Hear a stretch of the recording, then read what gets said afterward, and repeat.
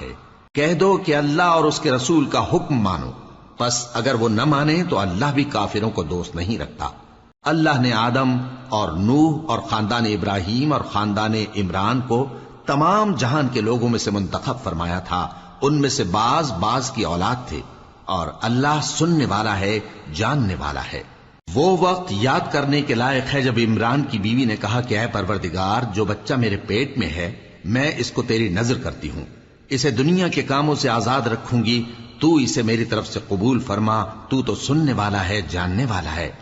پھر جب ان کے ہاں بچہ پیدا ہوا تو کہنے لگی کہ پروردگار، میرے تو لڑکی ہوئی ہے، جبکہ اللہ خوب جانتا تھا جو ان کے ہاں ولادت ہوئی تھی، اور نہ ہوتا لڑکا مانند اس لڑکی کے۔